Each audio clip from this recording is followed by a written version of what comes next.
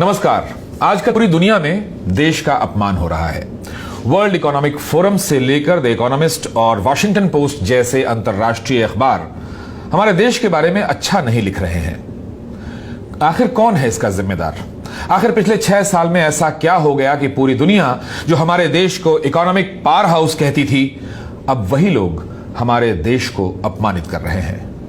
कौन है इसका जिम्मेदार?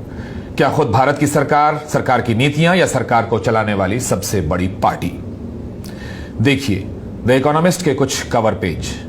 यह तस्वीर 2010 की है। इसमें कहा गया है कि कैसे भारत चीन की अर्थव्यवस्था को पीछे छोड़ देगा। यह बात 2010 की है।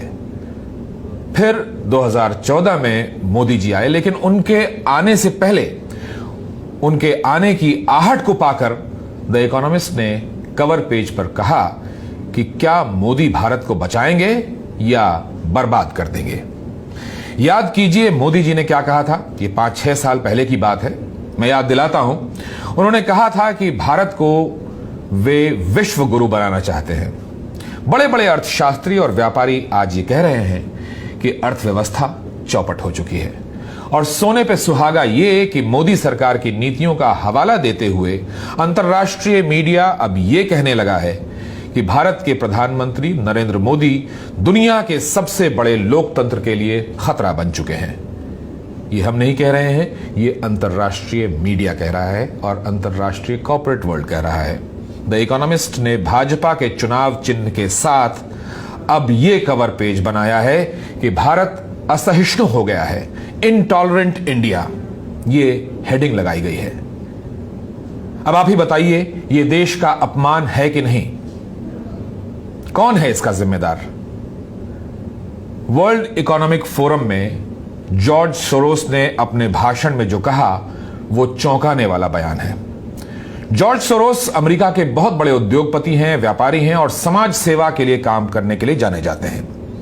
उन्होंने कहा कि भारत के घटनाक्रम काफी डराने वाले हैं। उन्होंने कहा कि ओपन सोसाइटी यानी खुले समाज के लिए राष्ट्रवाद का भड़कना अच्छा नहीं है। राष्ट्रवाद खुले समाज के लिए सबसे बड़ा दुश्मन है। कश्मीर और CAA जैसे कानून का हवाला देते हुए जॉर्ज सोरोस ने प्रधानमंत्री नरेंद्र मोदी का नाम लेकर कहा कि लोकतांत्रिक तरीके से चुने जाने के बाद वे भारत को हिंदू राष्ट्र बनाना चाहते हैं। तो कहां तो भारत को विश्वगुरु बनाने का वादा किया गया था और कहां दुनिया भर में देश का नाम बदनाम हो रहा है। इंटरनेशनल मीडिया और इंटरनेशनल कॉर्पोरेट वर्ल्ड भारत के बारे में क्या कह रहा है, ये अफसोसनाक है। इसके लिए कौन जिम्मेदार है? ये बात हमको और आपको जरूर सोचनी चाहिए कि आखिर ऐसा क्यों हो रहा है। एक सर्वे में भारत को लोकतंत्र के पैमाने पर डाउनग्रेड कर दिया गया। डेमोक्रेसी इंडेक्स में 10 पायदान नीचे कर दिया गया। इसके अलावा एक समय भारत को इकोनॉमिक पावर हाउस कहा जा रहा था और अब IMF अब यह कह रहा है कि दुनिया में आर्थिक मंदी के लिए 80% भारत जिम्मेदार है। The biggest contributor to the revision is India, where growth slowed sharply owing to stress in the non-bank financial sector and weak rural income growth.